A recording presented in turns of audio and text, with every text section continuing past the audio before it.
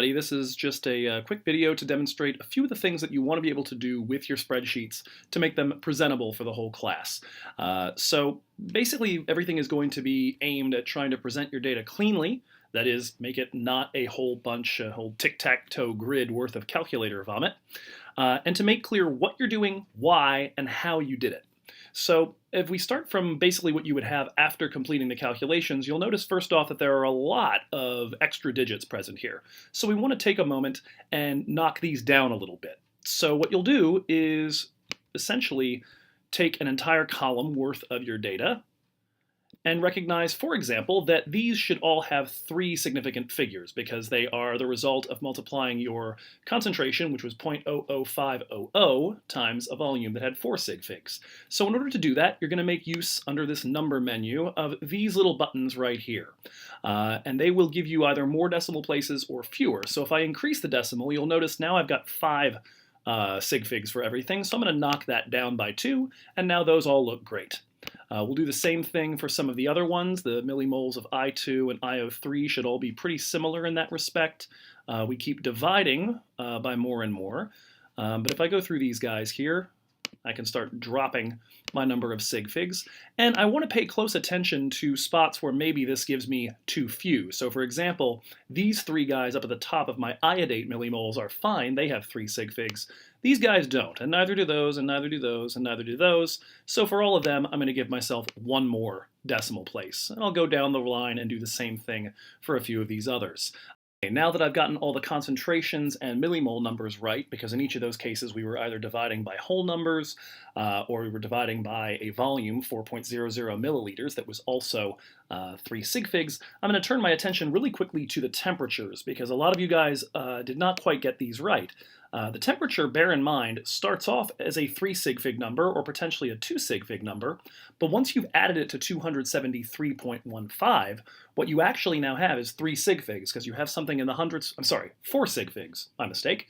You have something in the hundreds place, the tens place, the ones place, and the tenths place. Nothing in the hundredths, because that's where the uncertainty lies in your Celsius temperature.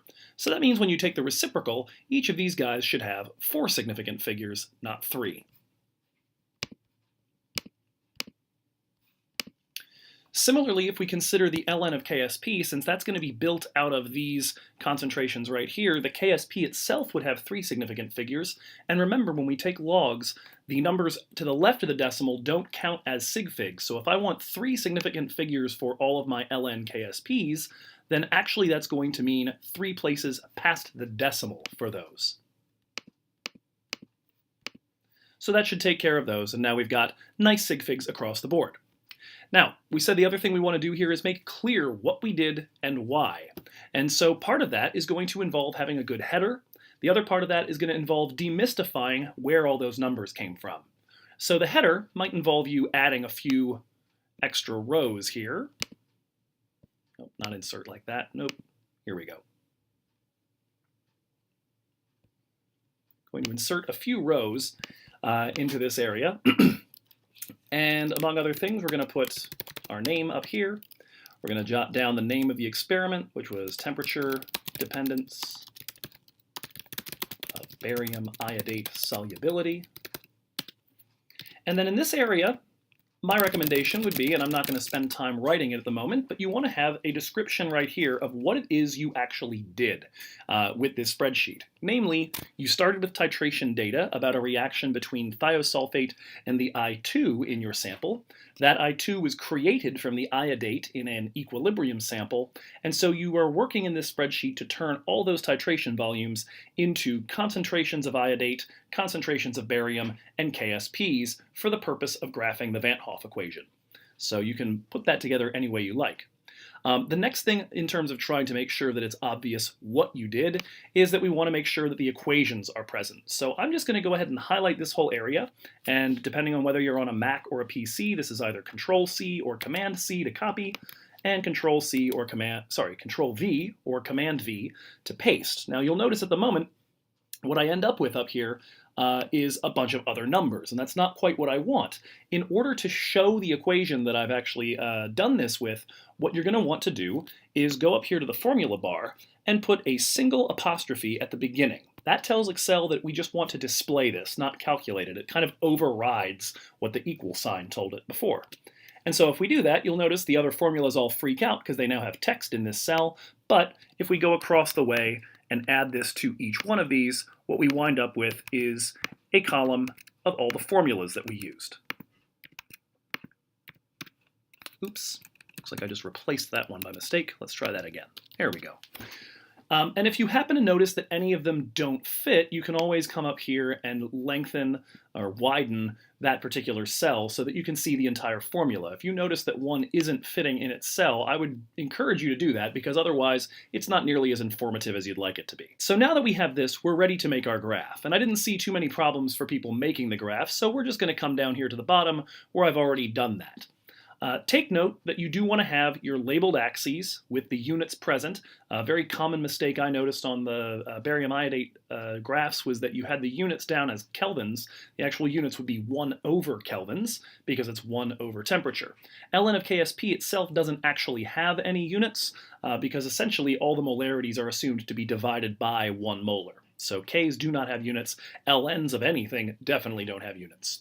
The title should say exactly what it is your graph accomplished. I did notice that some folks just titled it with the title of the lab. That gives you a general idea of kind of what's being shown, but it doesn't indicate why you're specifically using these two things to graph it. If I just wanted to see temperature dependence of solubility, I could have graphed iodate versus temperature or KSP versus temperature.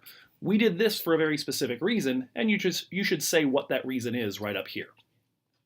One of the other things that I noticed is that a lot of you had very, very tiny fonts for all of these titles. I would heartily recommend that you go in here and just adjust the font. Notice I've made mine 20 point.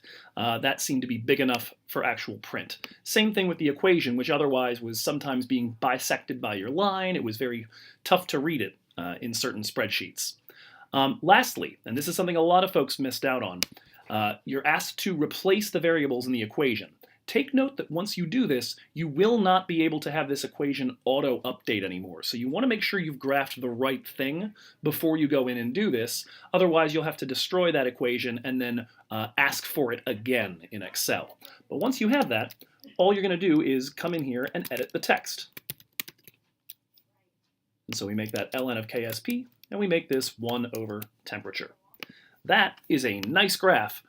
For our purposes here. Now it's very clear what we graphed, once that title is updated, what it is we're trying to accomplish, and what we see from the graph, what equation we've gotten, and how it relates our two intended variables to each other. The last thing we want to do is make sure this is actually legible when printed. I got a number of these that were very, very small. I got others that were broken up hopelessly. So let's talk about how that works.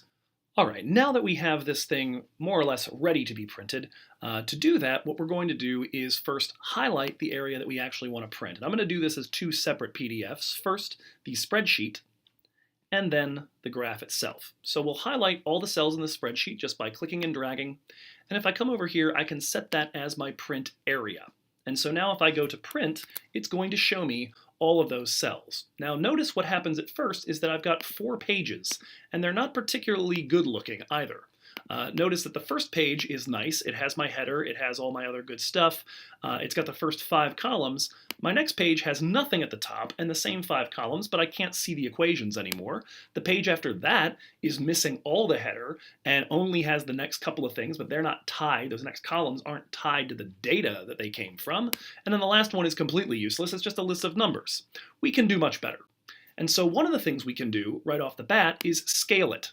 And so one thing I might do is say, let's scale this to fit 1 by 1. And so now all the data is in one place. It's all going to fit on one page. It's also going to be super duper tiny.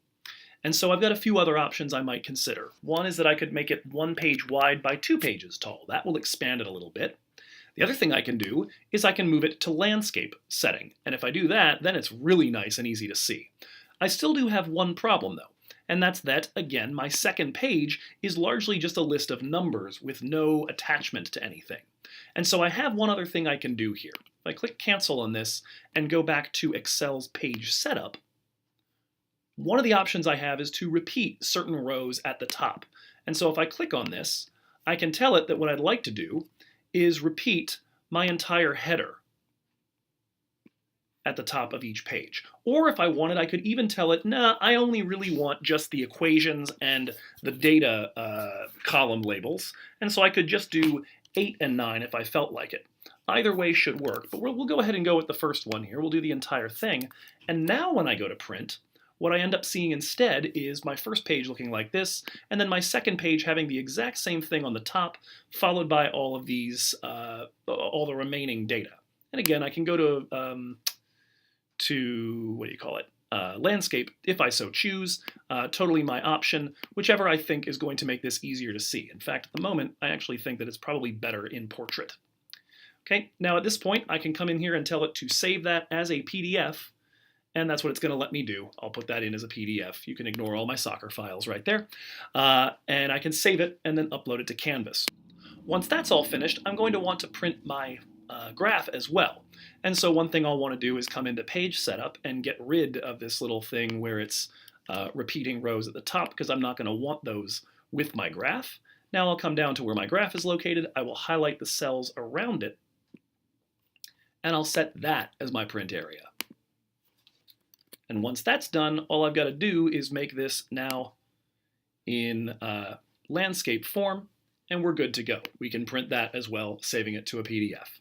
So I hope that helps you out with all of your concerns about how to format this and make a good, legible spreadsheet with a publication quality figure.